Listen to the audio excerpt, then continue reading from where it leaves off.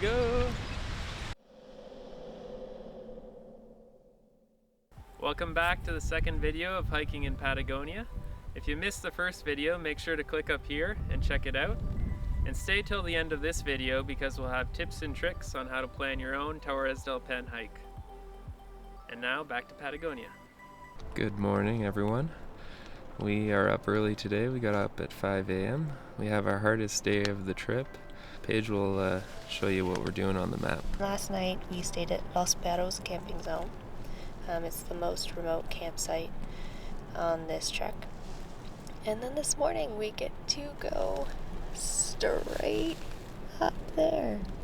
So we're gaining about 600 meters over, I think, just 1 or 2 kilometers, maybe a bit more than that, I'm not sure, to 1,200 meters. And then we have this straight descent all the way to Paso Ranger Zone, where we have to check in here by 2 p.m. is the cutoff time. And then we continue, it looks like we have a couple uphills again, but then we continue all the way down to Gray Lodge. So this is supposed to be about a 20 kilometer, 11-hour day. So we are all packed up, our bags are packed, we just have to break down the tent and then we're out of here. I'm not looking forward to it, but when we get to Gray Lodge tonight, we'll get a beer and maybe buy some food so we don't have to make anything, and a hot shower. Yay!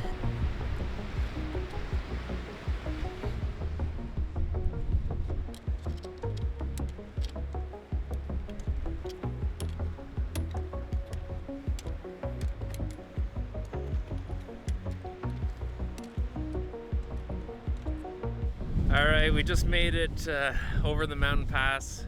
That was pretty intense, some of the most extreme winds I've ever hiked in. I was literally bent over on a 45-degree angle to not get pushed over. It was probably even worse for Paige. I couldn't even walk at some points. Yeah, it was quite intense. But now we have this breathtaking, massive glacier in front of us.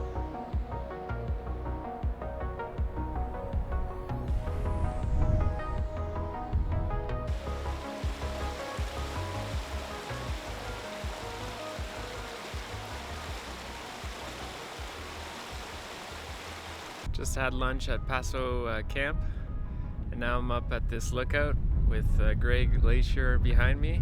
Just breathtaking.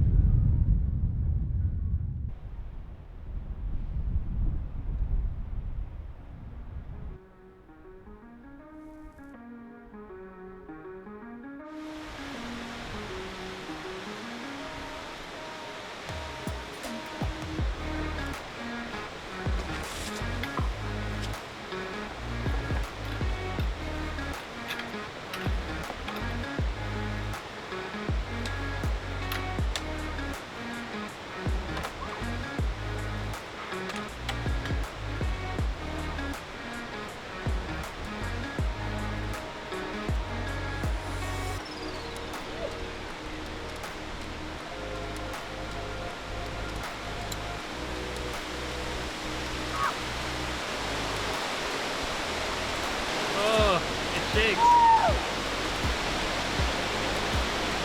Oh.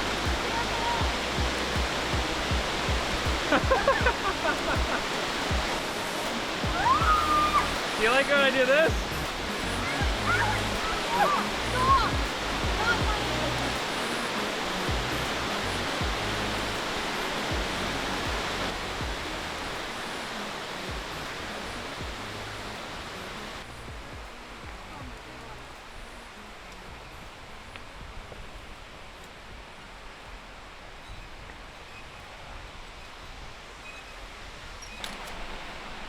You're not funny. This is the lamest joke ever.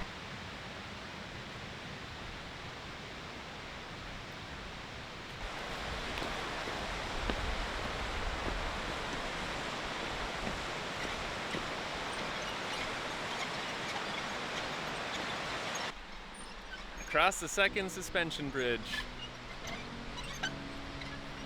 This one's a little bit higher. A little bit freakier. I don't like looking down. forward. Oh, this one's a little bit scarier. Here we go. Up. Not looking down. Page behind me. Got the water over there.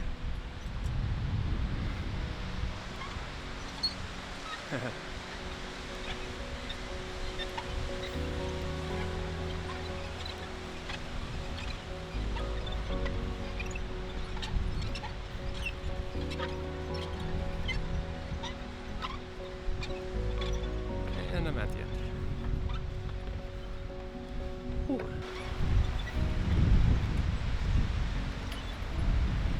How's that? I don't know. It's cool, but it's creepy. I don't like things that don't have a safety backup to them. Max 4 persons.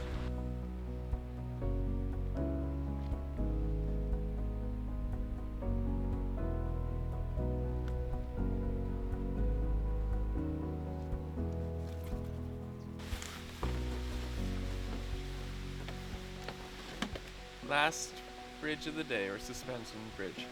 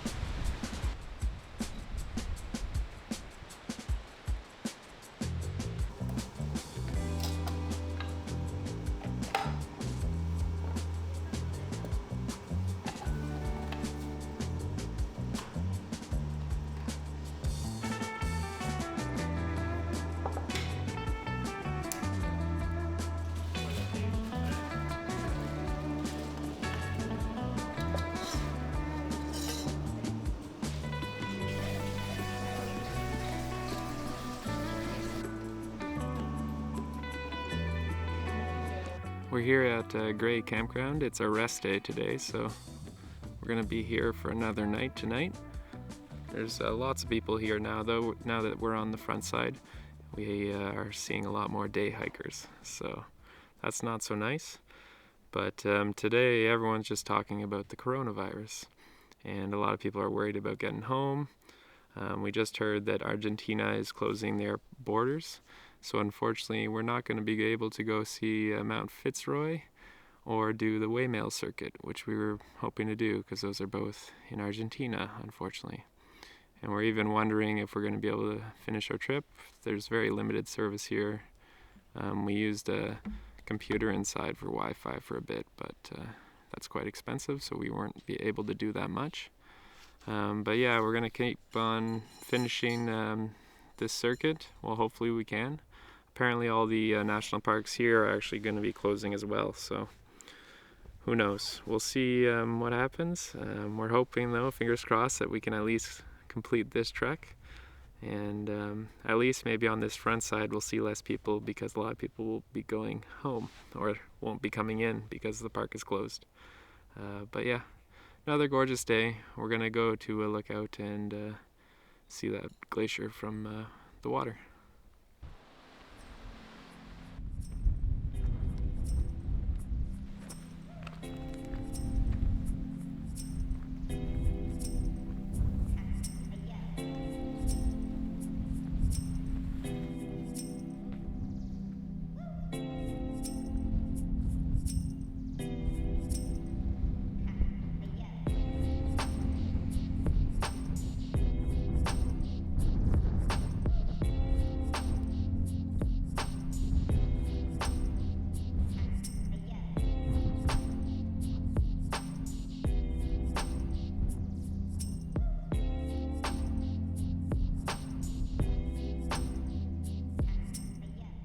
So we went to the lookout, we saw the glacier from the bottom, from the water.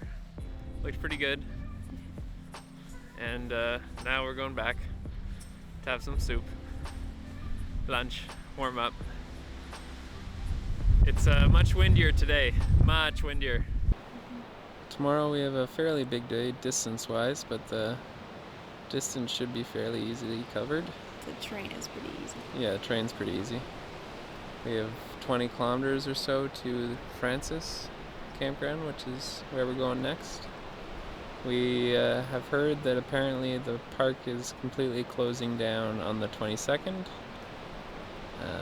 but that should mean that we are able to complete our hike. But they have stopped letting visitors or tourists in. So we're feeling pretty lucky at least that we're going to be able to finish our hike, hopefully. We're still not sure. People, even the employees, don't really know what's going on. It's time for bed though. Yeah. Good night. See you tomorrow.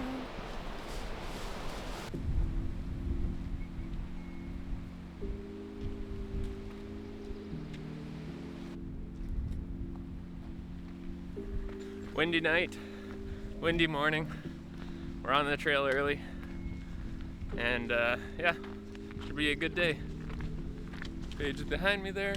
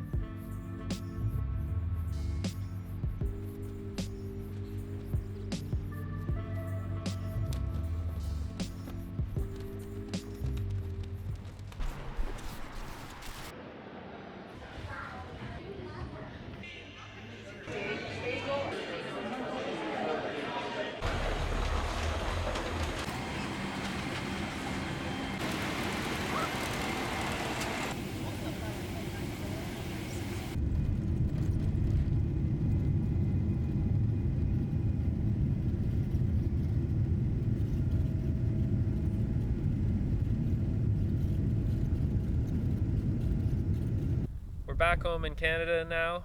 Unfortunately, we had to end our hike and travels early. When we arrived at Pene Grande campground, we were able to get Wi-Fi access, and we learned that Chile had declared a state of catastrophe and that our government was recommending we come home due to COVID-19. So that's when we decided to end our trip early and leave the park. Yeah. It happened really quickly. We had left that morning just feeling pretty good that we'd be able to continue to Francis and Chileno for our last 2 nights on the Torres del Paine circuit. But from what we had learned and how we were feeling, we decided to get home as soon as we could. So next thing we knew, we were scrambling trying to book flights out of Chile, which wasn't easy at all. So we had some help from back home doing that. But basically we jumped on the next ferry out of Pene Grande, then hopped on a bus back to Puerto Natales, the nearest town, and we spent the night there at a hostel. A lot of hostels were already closed or quarantining themselves and their current guests, but luckily the hostel I had booked for the end of the trip agreed to take us early, so we stayed with them for the night, and then the next morning we went back to the bus station to hop on a bus to Punta Arenas, 2 hours south. And as we arrived at the Punta Arenas airport, we learned that our flight was canceled. So then we were left scrambling trying to book another one. And we basically just slept the night in the airport waiting for the next flight to Santiago. And by that time we were able to book a direct flight from Santiago back to Toronto. So it was, I think, kind of 3 days of hectic bus and air travel before we finally made it back home, and spent 14 days in quarantine. Now here we are. Enjoying the sunshine. Yeah. So now we'll give you some tips and advice on how to plan your own Torres del Paine hike. If you plan to do your own Torres del Paine hiking trip, you need to book your campsites months in advance. So we did our trip in March 2020, and I had our campsites booked at the end of September 2019. It fills up very quickly, and it becomes very hard to get campsites. There are 3 different companies that run the campsites in Torres del Paine, so it's also very confusing. There's Fantastico Sur, Vertice, and Conaf. So when you are booking your campsites, you really need to have an outline of your dates, and you need to double check that you have every night booked. I actually managed to miss one night on our hike and only realized that 3 weeks before we were leaving, and then had to scramble to fill in that night with the campsite, and I got very lucky because most of it was booked. So that's the first thing you need to know, is get on top of it very early. Secondly, after you enter Chile, they give you this little tiny slip called a PDI form, and you basically get it when you go through customs, but nobody tells you you need to keep it, and you get asked for it several times afterwards while you're in the country, including when you're going to pick up your park permits. So hang on to your PDI, don't throw that away, you're gonna need it. Luckily we kept ours, or else I guess you can have to pay a fee if you don't have it. So yeah, when you go to pick up your park permits, you can actually do that at the bus station in Puerto Natales. So by doing that, you avoid the lines at the park, because it gets pretty busy when you arrive there. The wind in Patagonia can be very intense. You're going to want to avoid using a pack cover and instead use a pack liner to keep all your belongings waterproofed. Pack covers will get blown off in the wind.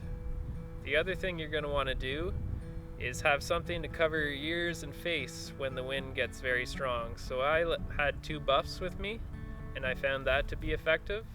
Hiking poles are also essential for fighting the wind in Patagonia. There were a few times that if I didn't have poles, I probably would have been knocked right off my feet, but they allowed me to regain my balance and keep moving forward. You can get all your groceries and food in Puerto Natales, and I advise you not to overpack food-wise, because you can always buy extra food on the trail at the campgrounds. You only need to pack 1 canister of fuel to start, because if you run out, you can just buy more at the campground. It's also not a bad idea to have a windscreen to protect your stove. Lastly, Day 0 in Puerto Natales offers a free info session every day at 3 p.m. We highly recommend that you check it out because it's very informative and they answer all your questions. I hope everyone enjoyed the video, and thank you for watching. Make sure to like, comment, and subscribe. If you guys have any questions, just leave them in the comments.